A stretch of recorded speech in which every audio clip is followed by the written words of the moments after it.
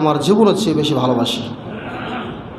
তখন বিশ্বনবী বলেছিলেন, সাহাবী শরম, কিয়ামতের জন্য, কিয়ামতের ময়দানের জন্য তোমার এই মুহূর্তে যদি কোনো আমলও না থাকে, যেই কথাটা তুমি বলেছ তোমার জীবনের চাইতে আমাকে বেশি ভালোবাসো, এটা যদি সত্যি হয়ে থাকে তাহলে ওই কিয়ামতের দিন তুমি হবে সফল কাম, তুমি আমার সাথে জান্নাতে থাকবা।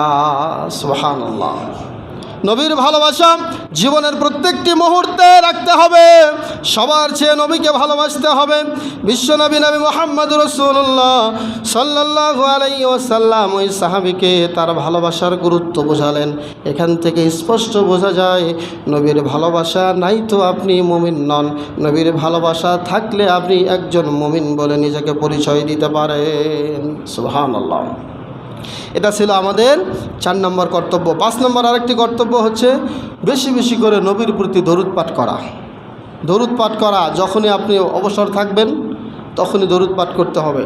এই জন্য আল্লাহ রাব্বুল আলামিন ইমানদারদেরকে ডাক দিয়ে বলেছেন, ইয়া আইয়ুহাল্লাযীনা আমানু, ওহে ইমানদারেরা, সাল্লু আলাইহি ওয়া সাল্লিমু তাসলিমা, তোমরা আল্লাহর আমার নবীর ওপরে তোমরা বেশি বেশি করে দরুদ পাঠ করো।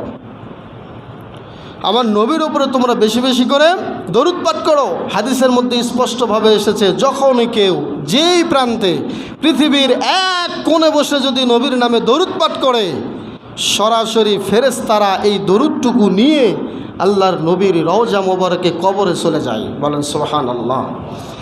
গিয়ে বলে, মুহাম্মদ সাল্লাল্লাহু আলাইহি ওয়াসাল্লাম অমুক জায়গা অমুকের সন্তান অমুক আপনার নামে দরুদ পাঠ করেছে। সরাসরি আল্লাহ তখন ফেরেশতার মাধ্যমে ঘোষণা করে দেন, হে আমার ফেরেশতা, তুমি তাকে বলে দাও তার উপরে আমি আল্লাহর পক্ষ থেকে 10টা রহমত বর্ষণ করা হলো। সুবহানাল্লাহ। এই জন্য বিশ্বনবী বলেছেন, মান সাল্লা আলাইয়া ওয়াহিদা, যে ব্যক্তি আমার উপরে একবার দরুদ পাঠ করবে, সাল্লাল্লাহু আলাইহি আশরা, ওই ব্যক্তির উপরে আল্লাহ রাব্বুল আলামিন 10 বার রহমত নাজিল করবেন। আল্লাহর নবীর জন্য একবার দরুদ পাঠ করলে আল্লাহ ওই বান্দার উপরে 10 বার রহম নাজিল করেন। সুবহানাল্লাহ। তাহলে এটা আমাদের 5 নম্বর কর্তব্য। যে কোনো বৈঠকে যদি দরুদ পাঠ করা না হয়, এই যে আমি বক্তব্য দিয়েছি, খুতবা শুরু করেছি, মনে করেছেন সবাই দেখেছেন, শুনেছেন, খেয়াল করেছেন, আল্লাহর প্রশংসার পরেই আমি কার দরুদ পড়েছি?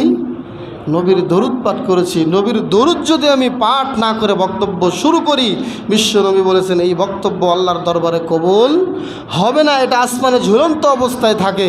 যতক্ষণ পর্যন্ত নবীর প্রতি দরুদ পাঠ না করে বক্তব্য শুরু করা না হবে, ততক্ষণ